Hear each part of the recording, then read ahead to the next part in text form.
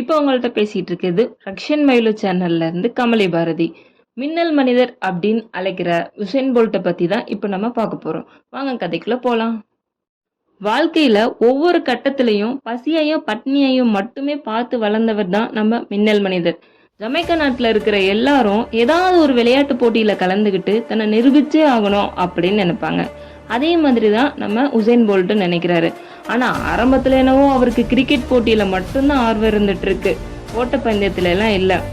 ஒரு நாள் கிரிக்கெட் விளையாண்டுட்டு இருக்கும்போது ஓடி வந்து பந்து போடுறத பார்த்தா அவரோட ஆசிரியர் ஒருத்தர் சொல்றாரு, உனக்கு ஓட்டப்பந்தயம் தான் நல்லா வரும்னு நினைக்கிறேன் அப்படின்னு சொல்றாரு.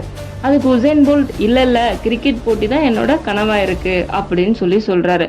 அதுக்கு அந்த ஆசிரியர் சொல்றாரு, இந்த ஓட்டப்பந்தயத்துல கலந்துட்டு நீ மட்டும் ஜெயிச்சிட்டீனா உனக்கு ஒரு நல்ல ஹோட்டல்ல கூட்டிட்டு போய் சாப்பாடு வாங்கி தரேன் அப்படின்னு சொல்றாரு. அதுக்காக பிராக்டிஸ் பண்ணி ஓட ஆரம்பிச்சு தன்னை நிரூபிச்சு பரிசும் வாங்குறாரு. இந்த மாதிரி ஒரு சின்ன விஷயத்துக்காக ஒரு நேர சாப்பாட்டுக்காக ஓட ஆரம்பிச்சவர் தான் நம்ம உசேன் போல்ட். இது மாதிரி தன்னோட ஸ்கூல் மட்டும் இல்லாம மற்ற ஸ்கூல்ல நடக்கிற இன்டர் ஸ்கூல் காம்படிஷன்லயும் கலந்துட்டு தன்னை நிரூபிச்சுட்டே இருக்காரு.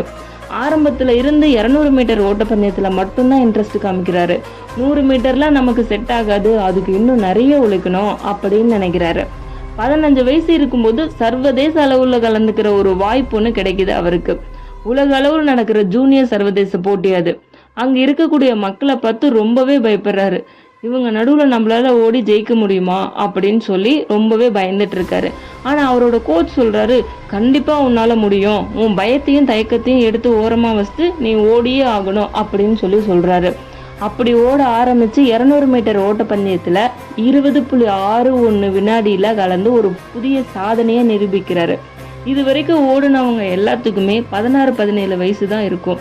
ஆனா முதல் முறையா 15 வயசுல சாதிச்சது உசேன் போல்ட் மட்டும்தான். ஆனா இந்த சின்ன சின்ன வெற்றிலாம் அவருக்கு பத்தல.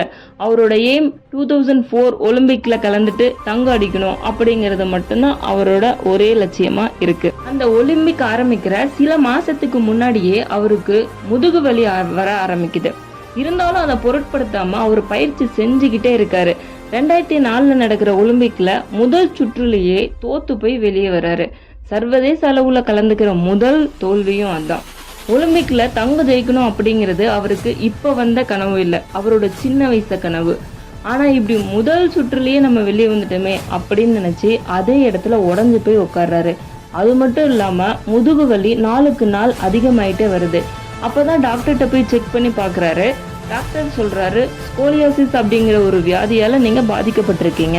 வழக்கமா எல்லாத்துக்கும் முதுகு தண்டு நேரா தான் இருக்கும், உங்களுக்கு எஸ் வடிவில் இருக்கு அப்படின்னு சொல்றாரு. தொடர்ந்து பிசியோதெரப்பி எடுத்துக்கிட்டீங்கன்னா ஒருவேளை உங்களுக்கு சரியாகலாம் அப்படின்னு சொல்றாரு. ஆனா வலி அதிகமா இருக்குங்கிறதுக்காக இங்கிலீஷ் மருத்துவம் நீங்க எடுத்துக்கவே கூடாது. இங்கிலீஷ் மருத்துவமோ வலி நிவாரணியோ எதுவுமே நீங்க எடுக்கக்கூடாது. ஏன்னா வலி நிவாரணி எடுத்துக்கிட்டீங்கன்னா உங்களுக்கு ஊக்க மருந்து சோதனை செக் பண்ணும்போது உங்களுக்கு பாசிட்டிவ்னு வந்துடும், உங்க தங்கம் திரும்ப பறிக்கப்படும். அதனால இங்கிலீஷ் மருத்துவம் நீங்க எடுக்கவே கூடாது, பிசியோதெரப்பி மூலமா தான் நீங்க ட்ரை பண்ணணும் அப்படின்னு சொல்றாரு. எவ்வளவு நாள் தான் இப்படி வலியோடையே வாழ முடியும் அப்படின்னு நினைச்சிட்டு ரொம்ப வருத்தப்பட்டு இருக்காரு உசேன் போல்ட். பிசியோதெரப்பி எடுத்துட்டு ஒரு நாள் எல்லாம் கண்டிப்பா மாறும் அப்படின்னு பயிற்சி எடுத்துக்கிட்டே இருக்காரு. ஆனா அவரால் வலியை தாங்கவே முடியல. இந்த வலியோடையே எத்தனை நாள் தான் நம்மளால வாழ முடியும், இதை வச்சுட்டு நம்மளால எதுவுமே பண்ண முடியாது அப்படின்னு நினைச்சிட்டு இதோட எல்லாமே நமக்கு முடிஞ்சிருச்சு அப்படின்னு உடஞ்சு போய் உட்கார்றாரு. அப்போதான் புதுசா ஒரு கோச் அப்பாயிண்ட் பண்றாங்க. அவர் சொல்றாரு, அடுத்தடுத்து நடக்கிற தடகள போட்டியில ஜெயிக்கணும்னு நீ நினைக்காத, அது எல்லாத்தையுமே ஒரு பயிற்சியா மட்டுமே எடுத்துட்டு போ. 2008 நடக்கிற ஒலிம்பிக்ல நீ ஜெயிக்கணும் அப்படின்னு சொல்றாரு. அதுக்கு இன்னும் 4 வருஷம் இருக்கு, அதுக்காக இப்பல இருந்தே உன்னை தயார் பண்ணிக்கோ. அதுக்குள்ள இந்த நோயில இருந்து உன்னால மீண்டு வர முடியும் அப்படின்னு நீ ஃபர்ஸ்ட் நம்பணும் அப்படின்னு சொல்றாரு. இன்னும் அதுக்கு 4 வருஷம் இருக்கு, அதுக்குள்ள நீயே உன்னை தயார் பண்ணிக்கோ அப்படின்னு உற்சாகப்படுத்திட்டு இருக்காரு.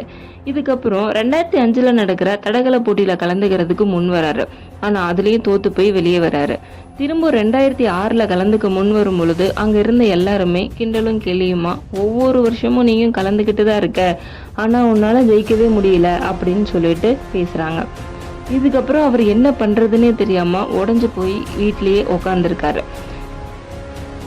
இவ்வளவு நாளா முதுகு வலியால நம்ம இவ்வளோ கஷ்டப்பட்டோம். இப்பதான் மீண்டு வந்து விளையாட ஆரம்பிச்சோம். ஆனா திரும்பியும் நமக்கு தசைப்பிடிப்புங்கிற ஒரு வலி ஏற்பட்டுருச்சு அப்படின்னு சொல்லி ரொம்ப துவண்டு போய் உட்கார்றாரு. அங்க இருந்த எல்லாருமே கிண்டலும் கேலியுமா பேசவும் ஆரம்பிச்சிட்டாங்க. அப்பதான் ஆனாலும் அவரு நம்பிக்கைய கைவிடாம சிந்திச்சுட்டே இருக்காரு. அவரோட கோச் கிட்ட அவரு போய் சொல்றாரு, 200 மீட்டர் ஓட்டப்பந்தயத்தை விட 100 மீட்டர் ஓட்டப்பந்தயத்துல நான் கலந்துக்கிறேன் அப்படின்னு சொல்லிட்டு சொல்றாரு.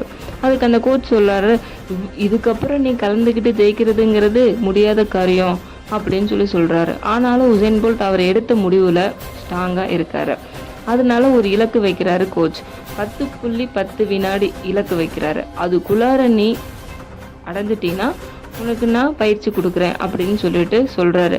ஆனா அதையும் நிரூபிச்சு காட்டுறாரு. 10.5 செகண்ட்லயே உசேன் போல்ட் நிரூபிச்சு காமிச்சிட்டாரு. அதுக்கப்புறம் நடக்கிற 2007 100 மீட்டர் தடகள போட்டி நடக்குது. அதுல 10.03 வினாடியிலேயே அவரு இலக்கடைஞ்சு தங்கமும் ஜெயிக்கிறாரு. இதுக்கப்புறம் நமக்கு எந்த கஷ்டமுமே இல்லை, இதுக்கப்புறம் நம்ம நல்லா வாழ போகிறோம் அப்படின்னு நினச்சிட்டு இருக்க அந்த சமயத்தில் தான் 2009 ஆண்டு அவருக்கு ஒரு பெரிய சோகம் நடக்குது. அவர் BMW காரில் போயிட்டு இருக்கும் பொழுது ஒரு ஆக்சிடென்ட் நடக்கும் பொழுது அவரோட கார் 3 டைம் சுற்றி கீழே விழுந்ததுனால அவரோட காலில் அடிபடுது. அப்போது அறுவை சிகிச்சை ஒன்று செய்ய வேணும் அப்படின்னு சொல்லிட்டு டாக்டர் சொல்கிறாங்க. அதுக்கப்புறம் அவர் எழுந்து நடக்கிறதுக்கே 3லிருந்து 6 மாதம் ஆகும் அப்படின்னு சொல்லிட்டு சொல்கிறாரு. ஆனால் வெறும் 6 வாரங்களில் உசேன் போல்ட் எழுந்திருச்சு நடக்க ஆரம்பித்தார். அதுக்கப்புறம் பயிற்சி செஞ்சு அவரால் ஓட்டப்பந்தயத்துலேயும் கலந்துக்க முடிஞ்சிச்சு. கடைசியாக 2012 நடந்த 100 மீட்டர் 200 மீட்டர் 400 மீட்டர் இது எல்லாத்துலேயுமே கலந்துக்கிட்டு தங்கமும் ஜெயிச்சார். இவ்வளவு கஷ்டம் வலி எல்லாமே இருந்த போதிலும் நம்மளால ஒன்றுமே முடியாது அப்படின்னு உசேன் போல்ட் நினச்சிருந்தாருன்னா இன்னைக்கு அவர் இவ்வளோ பெரிய ஆளாக இருந்திருக்க முடியாது. நம்பிக்கைங்கிற படகுல பயிற்சிங்கிற துடுப்பை வச்சு பயணம் செஞ்சனால தான் இப்போ அவர் இவ்வளோ பெரிய சாதனையை செய்ய முடிஞ்சது. இது போல் நிறைய வீடியோக்களுக்கு ரக்ஷன் மயிலு சேனலை சப்ஸ்கிரைப் பண்ணுங்கள். இப்போ உங்களிடமிருந்து விடைபெறுவது கமலி பாரதி.